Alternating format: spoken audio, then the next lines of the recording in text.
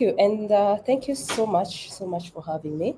Now, as I was reflecting about this summit, I couldn't help but think how deeply the idea of putting people first already lives within us in Africa. So, across this continent, the concept of community is not just a strategy; it's not a slogan; it's a way of life. And we have many sayings that go with this. I'm just going to say one in Swahili that says mtu na mtu huunda daraja. That translates to person by person you get to build a bridge. Now, in this continent, you realize like we always rally around you, whether you're having a wedding, whether you're mourning, whatever it is, there's always people around you. So the concept of people comes first, comes before infrastructure, comes before technology. And I think this really resonates with what this summit is about. Now, allow me to paint a picture of my beloved continent. So today, Africa boasts of a rapid growing workforce. It is estimated that by 2030, the continent's workforce will be larger than China or India. Now, this is not just a statistic, it represents a vast reservoir of talent that can be harnessed to accelerate economic development. This also represents who the buyers will be for any organizations, for any company that is building anything. The buying power will be in Africa. Now, our average age in sub Saharan Africa is 19 years. Africa is the youngest region in the world. It's estimated that by 2050, this population will have doubled, creating both unprecedented opportunity and profound challenges, both coming hand in hand. That notwithstanding, though, there is a lot that we can do as a continent to help unlock some of this challenge and actually position Africa at a place where we're building for the world. Then comes in summer. So we do have a paradox, yeah, where we are at right now. Now, today, how is summer contributing to solving these issues? Now, we are a leading data annotation provider for enterprise deploying AI. And yes, you're right, the previous talk was a clear segment to this conversation. What we're doing as summer, we're doing this with the social mission at heart. Okay. Now, this spirit is at the heart of who we are at Sama. Our founder, Leila Jenner, believed that talent is equally distributed, but the opportunity is not. Now, today, you walk around any African continent, there is a lot of talent. Our young people have a lot of talent. Our average age in summer right now is 25 years, and the talent is immense. Now, the difference and the challenge we have compared to the global north is the opportunities that are there are not the same opportunities that are in Africa. Comes in summer to bridge that gap. We are a bridge employer and we believe in empowering the most underserved person, bringing them to a level playing field with anybody else who had the same level of opportunity. Now, the word sama in Sanskrit actually means equal. And our mission is to create an equal playing field in the digital divide. Now, traditional ways of work will not work in the digital era right now. Now, the likes of factories, offices, public service, and just the traditional jobs will not be able to absorb as many as the youth are in Africa today into normal employment. Now, that alone underscores a sobering truth. Now, while jobs will be created, too many of these jobs right now in Africa are very precarious and are in the informal sector. Now, in summer, through our human in the loop services, such as including quality data, we do trade quality data labeling, annotation, validation, and model evaluation. We are helping organizations build responsible and high performing AI systems. We are 16 years, which is amazing, and this is 16 years of delivery in Africa. For more than these 16 years, Sama has proven that the path to responsible artificial intelligence can be a path to dignified work. Our model connects global AI innovation with local human potential. What this means is even as we are training data for global models, we are doing that while still creating an impact in the community. I'll go quickly to who we are and where we are today. So we have over 5,000 full-time employees. And in 2024, we labeled over 40 million data points. Today, we are in Kenya and Uganda, and we have over 3,000 employees. These are full-time employees, and together we are building AI models that not only power technology, but also transform lives and communities around us. And as a result, as you can see on the screen there, we've gotten quite a number of recognitions, including PeopleFirst, which we are really super proud of. Now, we provide comprehensive solution built on learnings of thousands of annotation projects. And how that works is we get the raw data, we have our own in-house tool, our own platforms. We then train the data, validate, model evaluate, and then share that back. Now we have this across the different models, that is computer vision, LLMs, alongside all others. Over the years, we are proud that Summer has lifted 70,000 individuals out of poverty through fair and meaningful work in the digital economy. Now, how does our model work? As I mentioned earlier on, we are a bridge employer, and we are very intentional about creating an environment where all our people thrive regardless of your background. Now, this starts with purposeful, and intentional sourcing and hiring of the most underserved individual, because the truth is these teams are very talented. It just so happened they did not get the best of opportunities. Now, after that, then comes training. We spend a lot of time in training, and we train our team not just on the work that you're going to do, but we also go ahead and train on job readiness, train on soft skills, train on AI literacy, train on financial literacy, and just bringing the person up, to prepare them for the next job. I always joke around and say summer is the only place that I have worked so far where we train you, get a job, but we still train you to get a better job. And that's okay. Because what that means is if one person then, gets a better job, I can lift somebody else, give them another person the same opportunity. After that, we then give employment to our people. So these teams are employed at Summer, where our earnings are calculated using the anchor methodology of the living wage. And this then advises what is a living wage either in Uganda, in Kenya, or whichever other place that we are operating in. Now, we have had teams that have come and actually just done surveys. We've also done internal surveys. We have an alumni forum, and what we have learned is post-summer, individuals see up to 4x increase in income over 3 years. Now, this is proof that growth in technology can also empower different lives, can also touch lives, can also transform the people that are actually working to build these models. Now, at Summer, we believe that dignity and well-being must go hand in hand with innovation. Now, we provide in-house support, that's psychological support. We go the extra hand to make sure that we are creating a conducive environment. So we have in-house well-trained well-trained counselors. We have different forums. I talked about the training forum that trains all around, not just about the work, but the whole being. We have talks, have fun at the workplace.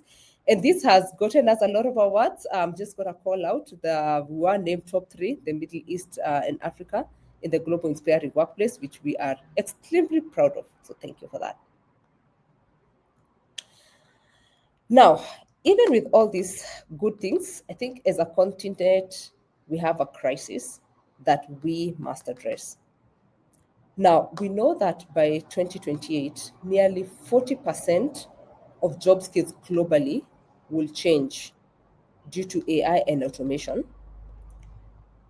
demanding urgent reskilling in Africa. Okay. Now, we also know that 230 million jobs will require digital skills. That's in the next 5 or so years. Now, it is unfortunate that today in Africa, only 11% of tertiary graduates have formal digital training. Now, only half of African countries have integrated computer skills into their curricula by 2022. That's compared to 85% globally, and that alone creates such a big gap for a continent that's estimated to have the highest population in the world. I'm going to quote a paraphrase a bit of Kwame Nkrumah, who once said, he is the Ghanaian founding father, who once said, African problems should have African solutions. Now, that was back then, before AI came in. So I like just adding a bit of that and saying that in this digital era, even so, that the challenges we're facing today in Africa can be solved through technology, but has to be created for Africa. As we all know, in building AI models, it's all about data and the quality of data. The data you use to build a model, that was the output. That's what the model will respond to in terms of output. Now, we look at the challenges we are having in Africa today. I'm going to give an example, and a couple of it is, we are big on agriculture, but then we also still experience food shortage. Now, with proper skilling in Africa today, I strongly believe that we can actually solve this challenge through artificial intelligence. But we have to be very intentional about skilling our people to be able to train models that work for Africa and reduce bias. What you're seeing on the screen is an example of one of the one of the models that SAMA has supported build, and this is on precision agriculture. And what has happened here is this is training AI to distinguish weeds from crops. And what this does, it reduces chemical use and help farmers grow smarter and more sustainable and increase their yields. This then translates to revenue generation for the farmers. This has been trained by Kenyan youth. Granted that this model is not deployed in Africa, but the skills and the talent that we have seen in Kenya have helped build this model. Now, I can only imagine what deployment of such models in different parts of Africa will do to sustainability in food and agriculture today in Africa if we had all our people skilled to be able to train, develop, and train different models. You look at tourism. So Africa is known for its amazing safaris. Africa is known for great tourism. And revenue generation in tourism right now is among the top revenue earners in different parts of Africa. SAMA has supported Vulcan in using AI for wildlife conservation, and this is supporting the Great African Census. What we did is we did annotation of aerial images to track population and detect poaching in Africa. Now, imagine what this would do if, again, just like the agricultural example, was also available in different parts of Africa that rely on tourism to generate revenue for the different countries.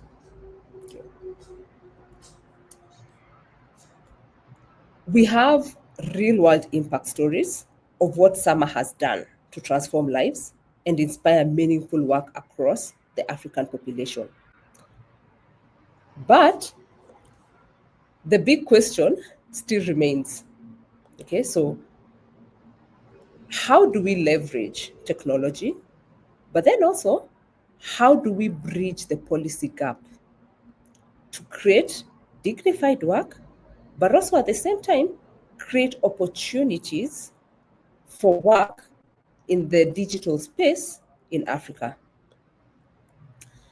Now, to truly build inspiring workplace and unlock Africa's digital potential, we must confront a number of policy challenges and gaps across our different countries. And these policy and gaps, whilst we can use examples of what other countries have done, it has to be crafted to solve the African problem. It has to be nuanced to what the challenge is in Africa, and policies speak to those specific challenges. If we are to prove to people with truly dignified work in the environment and empower them in the digital space, this has to be addressed urgently. Now, as I mentioned, we only have 11% of tertiary graduates today having received digital literacy. Whilst Summer has gone ahead and over the years we've trained and empowered over 65,000 people, we cannot do this alone. We need to have different people come in and support in this area.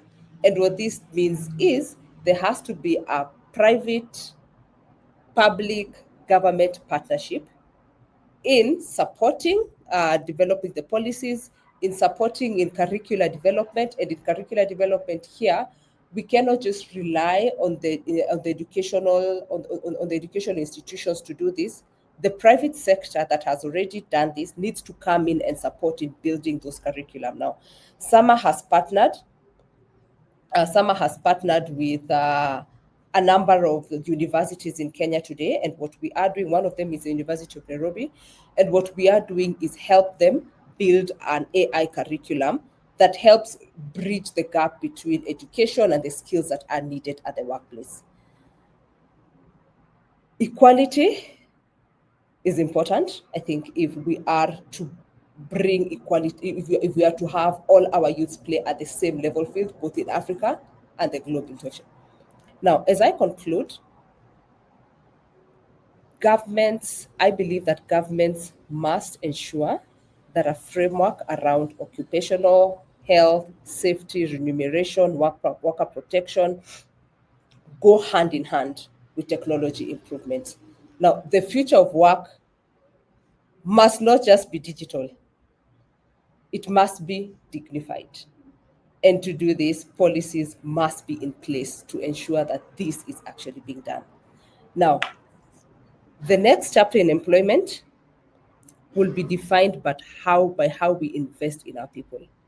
Now, if we are able to close the policy gap, align education with industry, and prioritize human potential above everything else, then work will not just change, it will transform.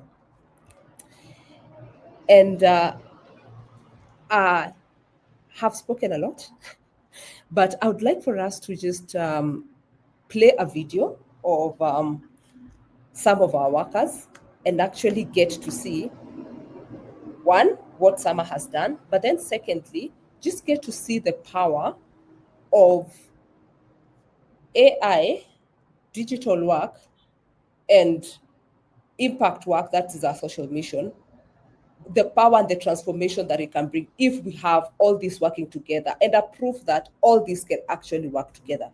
So if you don't mind, if you could just please play the video.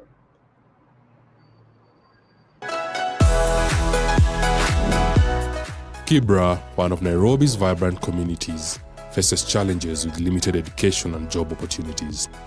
That leads to unstable employment for its youth. Summer provides training and meaningful employment with essential skills for the digital economy, creating pathways for community reinvestment. Here are some stories. Before Sama, I used to live in Kibra. Through my story of struggling with education, I wanted to make a difference in someone's life. A girl with a dream to clean Kenya and the communities that I live in.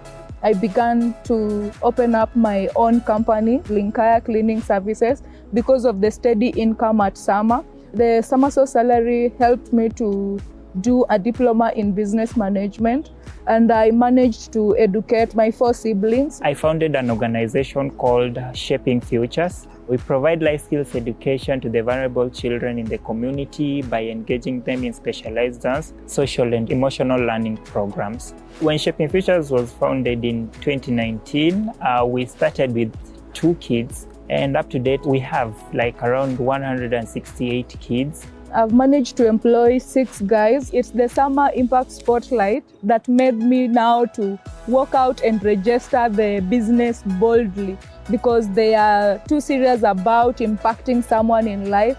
Since 2008, Sama has positively impacted over 68,000 people by providing employment opportunities to women and youth. As a certified B Corp and a member of the UN Global Compact, we are committed to improving lives through technology and data, with a focus on creating economic opportunities for underserved communities.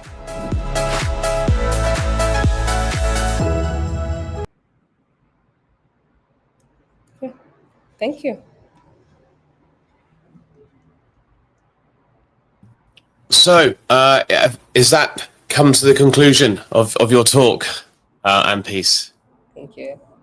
That was a great way to finish it, and an amazing story. So, is there anything else you'd like to add before we allow you to leave and we move on to our next talk?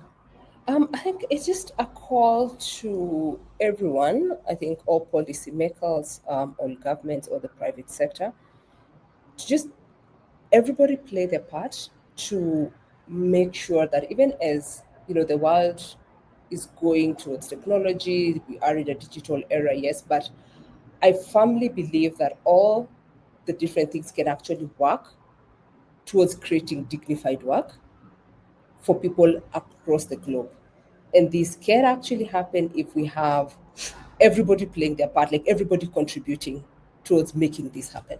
I mean, Sama, as I mentioned, is already doing that, but Sama cannot do this alone in the entire world. So, yeah. Well, you're a great example. So thank you for leading the way, and thank you for sharing your time and your insights and inspiration today. So thank you so much, and congratulations again on being an inspiring workplace. Thank you. Thank you. Have a good day. Take care. Bye-bye.